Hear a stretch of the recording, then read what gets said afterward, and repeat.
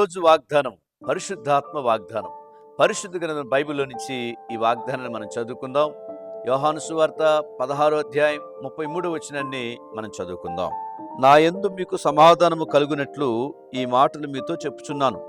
లోకములో మీకు శ్రమ కలుగును, అయినను ధైర్యం తెచ్చుకొనుడి, నేను లోకమును జయించి ఉన్నానెను. ఈరోజు వాగ్దానము శ్రమలలో ఆనందంగా ఉండుడి.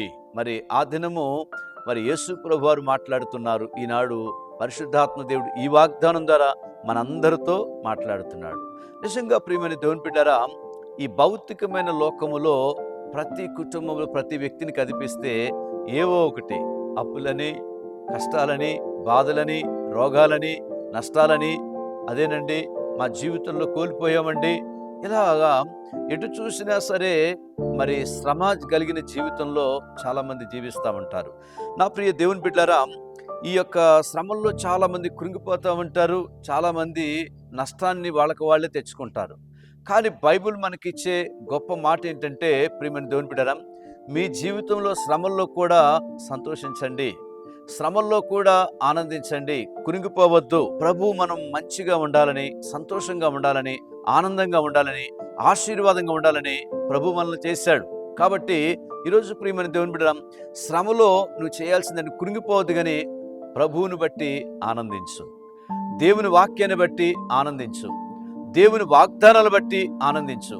ఎందుకంటే అవి నీకు మేలుగా మార్చబడబోతున్నాయి, అవే నీకు మేలుగా చేస్తాయి.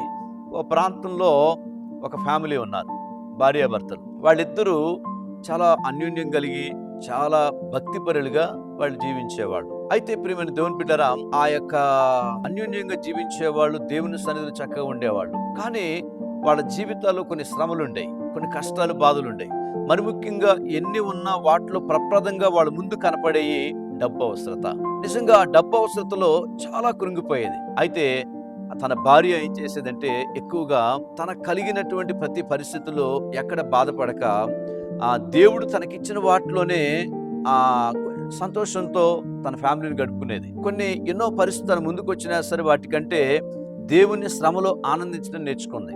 ఇక తన జీవితంలో ఆ డబ్బు అవసరత కలిగినప్పుడు ఎక్కువగా ప్రార్థన చేయటం మొదలుపెట్టింది. దేవునికి తన సమస్యను చెప్పుకోవటం మొదలుపెట్టింది, తన బాధను, కష్టాన్ని చెప్పుకోవటం మొదలుపెట్టింది. అయితే దేవుని వాగ్దానాలు ఎత్తిపెట్టి ప్రార్థన చేయటం మొదలుపెట్టింది. విశ్వాసంలో ఇంకొంచెం అడుగు ముందుకు వేసింది. శ్రమలో ఆనందించటం నేర్చుకుంది. దేవుడు ఈరోజు కాబట్టి రేపేం చేస్తాడు, ఎల్లుండైనా నా జీవితాన్ని, కుటుంబాన్ని, నా పిల్లల్ని ఉన్నతమైన స్థితిలో తీసుకెళ్తాడని విశ్వాసాన్ని కోల్పోలేదు, కానీ దేవుని వాగ్దానాలను బట్టి ధైర్యంగా ఉండేది. అయితే ప్రియమైన దేవుని బిడ్డలారా, తన జీవితంలో జరిగిన గొప్ప విషయం ఏంటంటే, ఆ ప్రార్థనలో ఫలితంగా జవాబులుగా కొన్ని రోజులకి దేవుడు అద్భుతమైనటువంటి తన భర్తకి శ్రేష్టమైన జాబ్ ఇచ్చాడండి.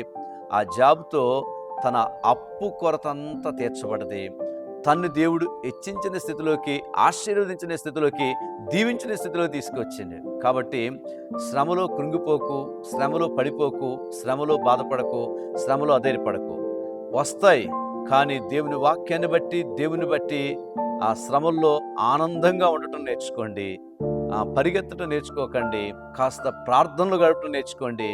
ఈరోజు దేవుడు అంటున్నాడు, శ్రమలు ఏవైతున్నాయో ఆ భక్తుల జీవితంలో ఎలాగైతే కార్యం చేశాడో వాళ్ళ జీవితంలో కాదు, నిజంగా ఒక స్త్రీ విషయంలో తన భర్తకి శ్రేష్టమైన జాబ్ ఎలా ఇచ్చాడో, ఈరోజు నీ జీవితంలో నీ ప్రప్రదంగా నీ ముందున్న సమస్య డబ్బా, జబ్బా, సమస్యల, కష్టాల, అప్పుల, బాధల ఏవైతున్నాయో వాటికి ఒక పరిష్కారం దేవుడు త్వరగా మీకు ఇవ్వబోతున్నాడు.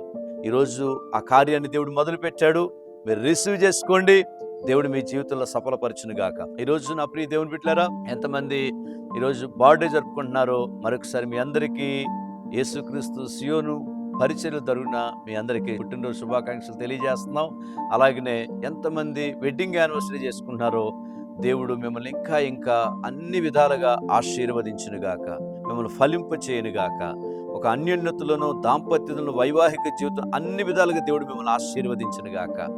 అయితే ప్రార్థన చేసుకుందాం. ప్రేమగల యేసయ్యా, నీకు వందనాలు. ఈరోజు ఎంతమంది బర్త్డే, ఎంతమంది వెడ్డింగ్ యానివర్సరీ చేసుకున్న వారి కుటుంబాలను, వారిని మీరు ఆశీర్వదించండి.